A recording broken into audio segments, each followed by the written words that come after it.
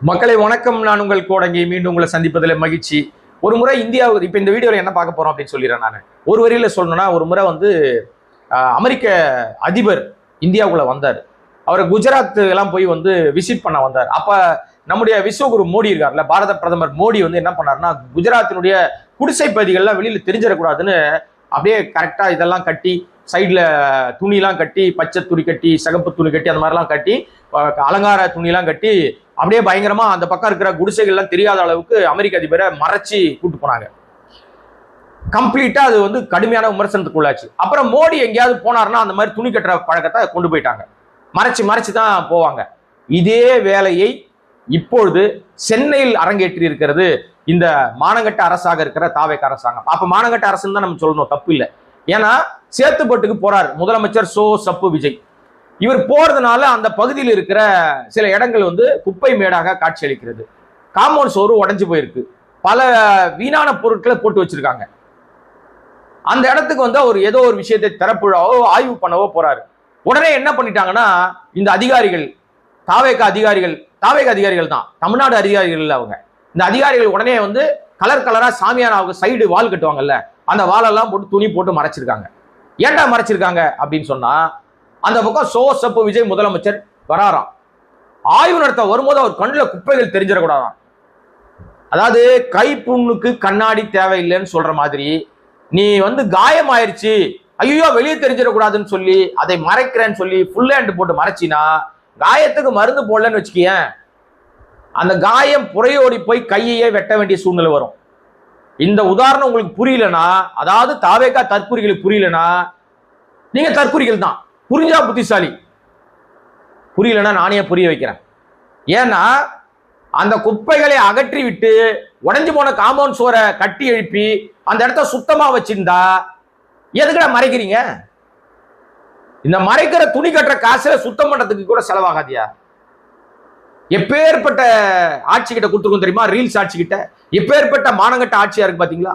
மறைக்கிறாங்களாம், குப்பையை மறைக்கிறாங்களாம், உடஞ்சு போன காம்பவுண்ட மறைக்கிறாங்களாம், தேவையில்லாம வேஸ்ட் பொருள் போட்டதை மறைக்கிறாங்களாம். இப்படி காமிக்கலன்னா ஏன் சோசப் விஜய் திரும்பி பார்த்தா என்ன வீணா போயிடுமா? யார் அவரு? கடவுள் அவரு? முதலமைச்சர் தானப்பா, தமிழ்நாட்டோட முதலமைச்சர். இப்ப அவர் தான் முதலமைச்சர். ஏன் அவர் குப்பையை பார்த்தா என்ன ஆயிடுப்போது அவருக்கு? அப்ப நிர்வாகம் பண்ண துப்பு கிடையாது, மறைப்பீங்க. என்னதான் உங்க பாலிசி? அப்ப நல்லது செய்ய மாட்டீங்க. அந்த குப்பையை அகற்றி அந்த காம்பவுண்ட் சுவரை கட்டி கொடுத்து அந்த இடத்துக்கு வந்து கிளீன் பண்ணி கொடுத்து இது எதுவுமே செய்ய மாட்டீங்க. ஆனா மறைச்சு ஊரை ஏமாத்துவீங்க. இப்ப சோசப் விஜய் அந்த பக்கம் டிராவல் பண்ணு, ஆஹா என்ன மாதிரி அருமையா பண்ணிருக்காங்கப்பா, ரெண்டு பக்கம் கலர் கலரா வந்து துணி கட்டியிருக்காங்க, எவ்வளவு பிரமாதமா ஏரியா நம்ம வந்து சுத்தம் பண்ணிட்டோம், வந்த ஒரே நாள்ல ஊழல் ஒழிஞ்சு போச்சு சொன்னார்ல, ஊழலை மொத்தமா ஒழிச்சுட்டு சொல்லி முடிச்சு அடுத்த கையோட பாத்தீங்கன்னா லஞ்ச ஒழிப்புத்துறை ஆபீஸா சோதனை பண்றாங்களாம். 18 லட்சம் ரூபாய் பிடிக்கிறாங்களாம். அதுக்கு பேர் என்ன? இப்ப கூட நான் வந்து ஒரு ஆடியோ ஒன்று கேட்டேன். மின்சாரத்துறையில ஏஇ போஸ்ட் 10 லட்சம் ரூபாயாம் ஏலம் போட்டுட்டு இருக்கானுங்களாம். ஆடியோ ஒன்று போயிட்டு இருக்கு இணையத்துல. நம்ம சிடி நிர்மல்குமார் ஷேடோ சிஎம், அவர் காதுக்குள்ள அந்த ஆடியோ போச்சா போலியான்னு தெரியல. அவர்கிட்ட இருக்கிற அயோக்கியத்தன அட்ராசிட்டி, அவ்வளவு துறை ரீதியான குறைபாடுகளை களைவதற்கு துப்பு இல்லை. எது கேட்டாலும் எதிர்கட்சிக்கு பதில் சொல்லிட்டு இருக்காரு. பேச வேண்டிய ஆள் யார் தெரியுமா? நம்ம முதலமைச்சர் சப்பு Vijay.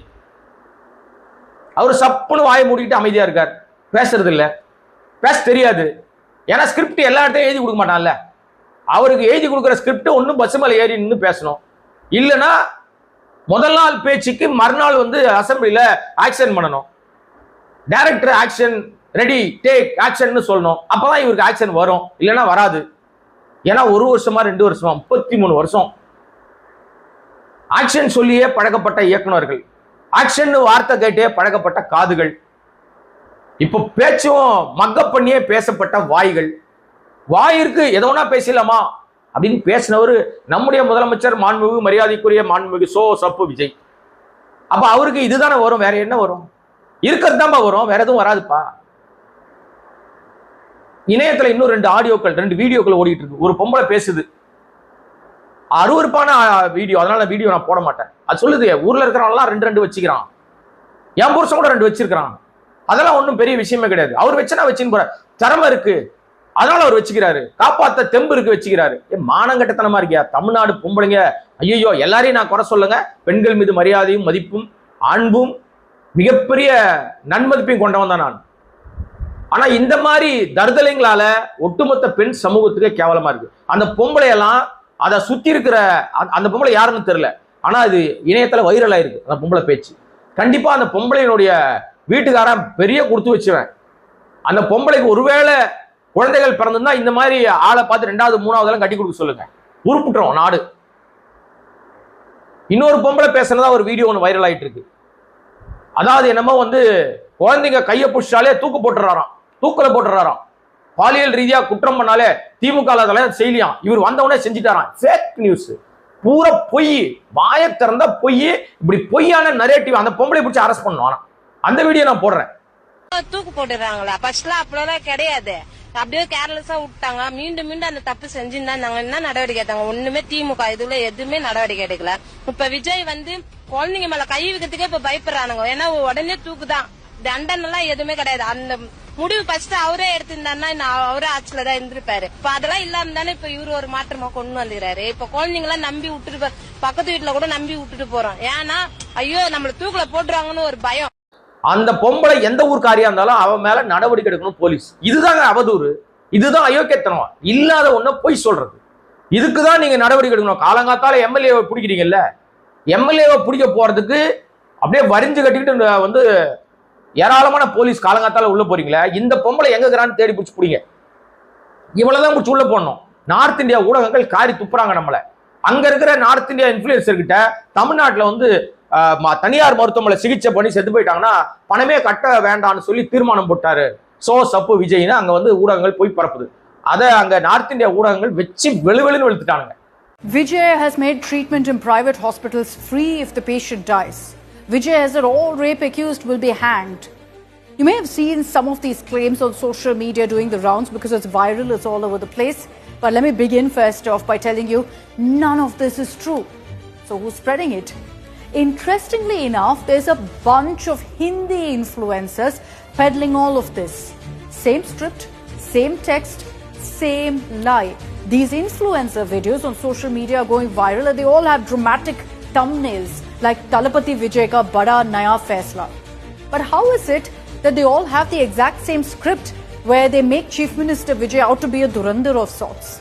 Is it a coordinated campaign or just one following another? Nobody really knows. But what's clear is that these Hindu influencers are also cashing in on the Vijay craze, on the fandom on social media, almost as if they discovered a new market. But the concern here is the series of fake news. தமிழ்நாட்டோட மாண்பு மரியாதை ஒரு காலத்துல தமிழ்நாடை பார்த்து எல்லாரும் பயந்துகிட்டு இருந்தாங்க. தமிழ்நாடு நிர்வாகத்தை பார்த்து பயந்துகிட்டு இருந்தாங்க மற்ற மாநிலங்கள்லாம்.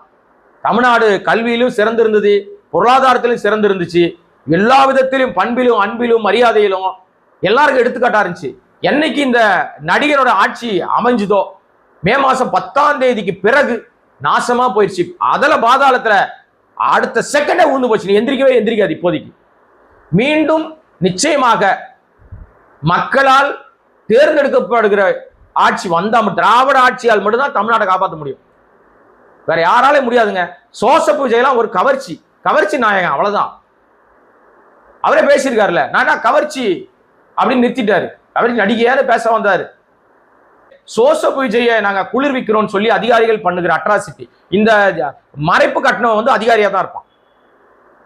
அந்த அதிகாரிகள் மீது நடவடிக்கை எடுக்கிறவங்க நியாயமான முதலமைச்சராக இருக்க முடியும். கவர்ச்சியில மயங்கினார்னா இவரே ரீல்ஸ் நாயகம் தானே. இப்ப ஊடகங்கள் எல்லாம் வெளியில வந்திருக்கு. இதற்கு பிறகாவது நடவடிக்கை எடுத்தாருன்னா சரியா இருக்கும். ஆனா அவர் எடுக்க மாட்டார், வாய்ப்பு இல்லை அதுக்கெல்லாம். Chief Minister Vijay visits Jantar Mantar and offers support to Sonam Wangchuk. You may have seen this headline repeatedly along with the video. I'll first begin by telling you it's 100% false.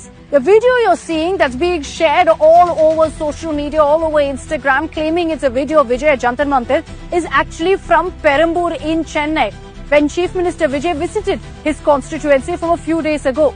That video is now being shared on Instagram again by Hindi influencers claiming Chief Minister Vijay has met with Sonam Wangchuk at Jantar Mantar. And remember, this video has garnered over 3 million views, which is why we're finding the need here on India Today to put it out that no, this is not true. The misinformation is spreading so far and wide that even celebrities are liking this post, believing it to be true, which means it's being amplified all the more. We've been telling you how Hindi influencers suddenly seem to have chosen to constantly post videos of Vijay, which is perfectly fine. The challenge, however, is that a lot of these videos are fake news, are all not true, are all blatant lies being spread by these influencers clearly for a few likes, for a few clicks, for a few views. ஆகவே இதெல்லாம் கொடூரமான விஷயங்களாக பார்க்கப்படுது. தமிழ்நாட்டினுடைய நிலைமை ரொம்ப மோசமா போயிட்டு இருக்கு. ஒவ்வொரு நாளும் புதுசாக வதந்திகள் மட்டும் பரவிக்கிட்டே இருக்கு. உண்மைகள் நசுக்கப்படுது. உண்மை பேசுகிறவர்களுடைய விஷயங்கள் வந்து வெளியில மக்கள்கிட்ட போய் சேர விடாம தடுத்து கொண்டே இருக்கிறார்கள். ஆனாலும் தொடர்ந்து நாம போன்றவர்கள் பேசிட்டே இருக்கும். உங்களுடைய ஆதரவோடு அன்போடு மக்களே, நம்முடைய சேனலை சப்ஸ்கிரைப் பண்ணாம பார்த்துருக்க அன்பு மக்களே சப்ஸ்கிரைப் பண்ணுங்க, சப்போர்ட் பண்ணுங்க, நிறைய பேருக்கு ஷேர் பண்ணுங்க. உங்களுடைய ஊடகத்துல நீங்கள் சொல்ல விரும்புகிற கருத்துக்களை கண்டிப்பா பதிவு பண்ணுங்க.